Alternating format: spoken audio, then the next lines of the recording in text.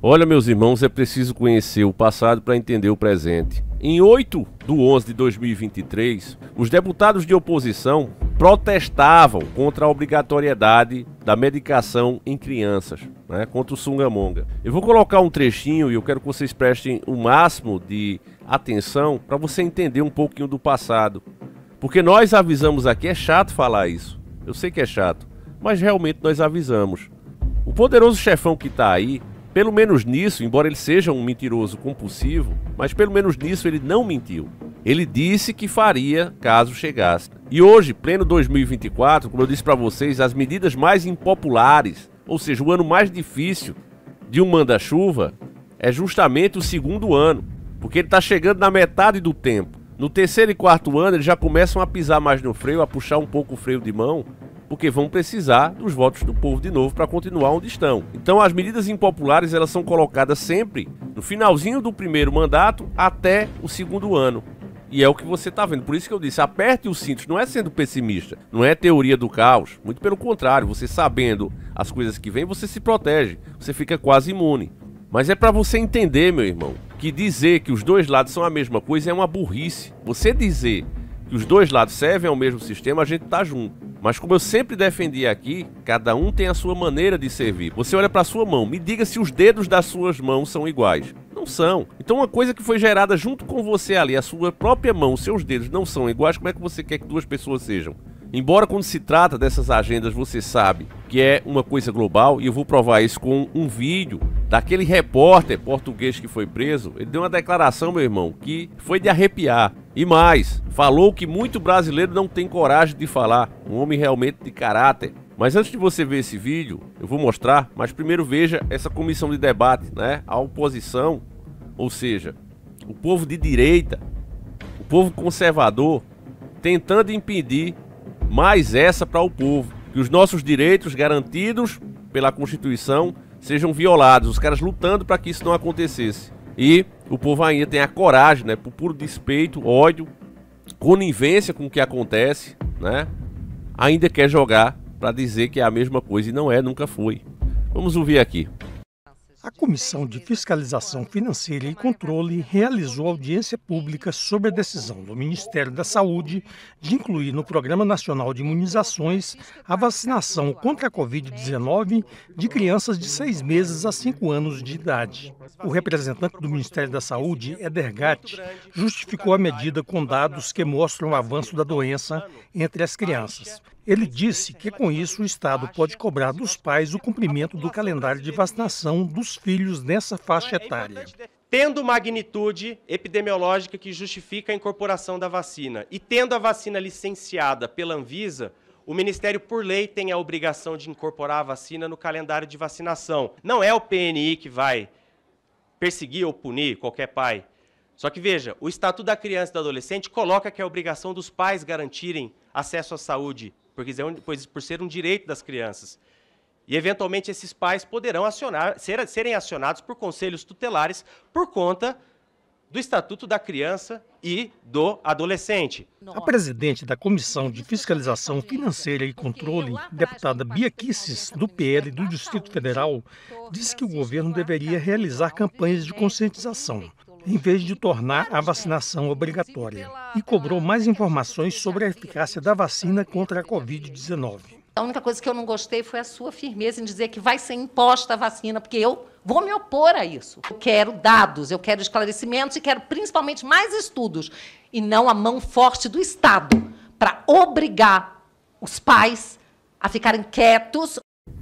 É incrível que a cobertura que eles fazem, na hora que a pessoa vai falar aquela palavrinha mágica, eles sempre cortam, E nós não somos anti-medicação, não somos anti-ciência e nem estamos falando contra, até porque as regras dessa plataforma não permitem. Não estamos indo contra consenso de nada. Agora, a palavrinha mágica que o povo pede explicação é: se por acaso houver alguma complicação, quem se responsabiliza? O laboratório? Os manda-chuvas que estão tornando isso obrigatório? Quem é que vai se responsabilizar caso haja alguma coisa? Então, o que ela está cobrando ali é simplesmente dados, explicações, Ninguém está falando, não tome, ou isso é ruim. Ninguém está dizendo isso. Deixar bem claro, Até porque vocês sabem que fazer um vídeo desse a maioria nem quer. né? Não quer nem que fale em podcast isso aqui. Muitas dessas pautas os caras já dizem, ó, não toca nesse assunto não, porque sabe que é remoso. A gente já vive numa censura. Agora, quanto mais a gente se abaixa, mais um aparece. Vocês sabem disso. E aí essas coisas, né, vão entrando aí, até porque as pessoas não querem falar, quem tem influência tá com medo. E eles vão, meus irmãos, criando a narrativa, vão criando lei, e aí, ó, obrigatoriedade. Agora, 2024, né, eu vou colocar aí o trecho qual é o debate, para você ver que não é teoria da conspiração. Realmente vai vir essa obrigatoriedade aí, ela vem com tudo. Escute aí a pauta de hoje. Confira a agenda desta segunda-feira e os destaques da semana. Daqui a pouco, às 9 horas, uma sessão de debates temáticos no plenário vai discutir a obrigatoriedade de vacinação contra a Covid-19 em crianças, considerando a inclusão da vacina no Programa Nacional de Imunização. E aí, tomou papudo?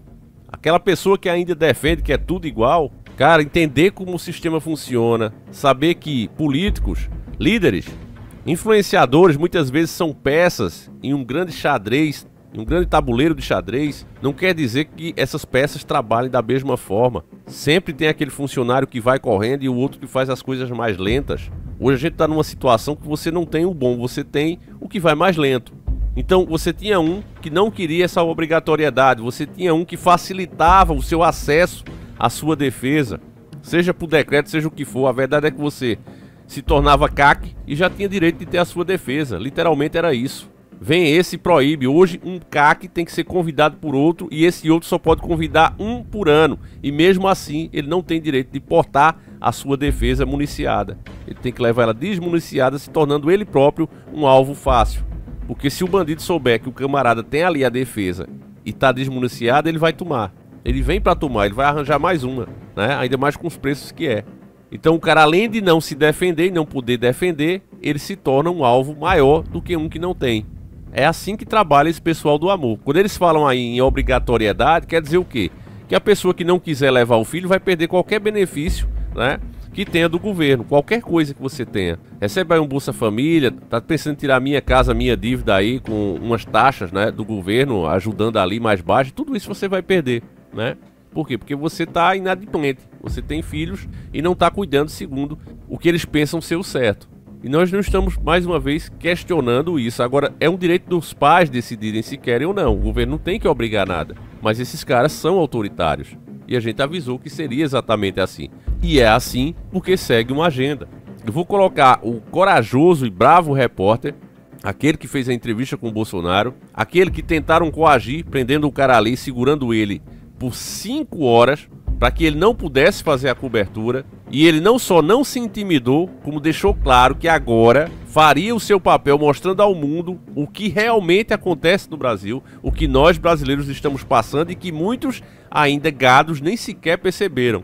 Ainda estão nessa de Bolsonaro e Lula. Quando na verdade o que está claro aqui é que o nosso direito de criar a nossa família, de ter os nossos valores baseados no cristianismo, um Estado baseado em fundamentos cristãos, está sendo criminalizado. É isso que acontece. E cada pessoa que foi para a Avenida Paulista nesse dia 25 de fevereiro fez sua parte e mandou sua mensagem no mundo. Essas imagens estão correndo o mundo. Dizem que o Molusco não para de beber desde que aconteceu essas manifestações. Ele sentiu medo. Ele hoje tem quase 150 assinaturas de pedido de impeachment. Com essa manifestação ficou claro que se a oposição, no caso o Bolsonaro, incentivar as pessoas a irem para a rua para pedir o impeachment dele por força popular, ele sabe que ele tá ferrado. Então ele não para de beber os uísque importados dele, a cachaça dele, tá lá bebendo. Não para. Não quer nem conversa com os outros petistas, porque ele viu realmente que o povo tá de saco cheio dele.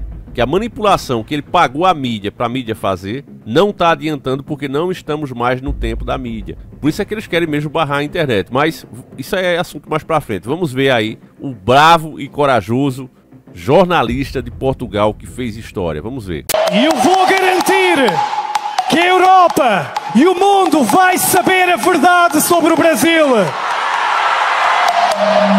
O mundo vai saber que vocês precisam de liberdade, que vocês precisam de... Não podem ter censura, não pode haver perseguição, não podem obrigar bebés a serem vacinados.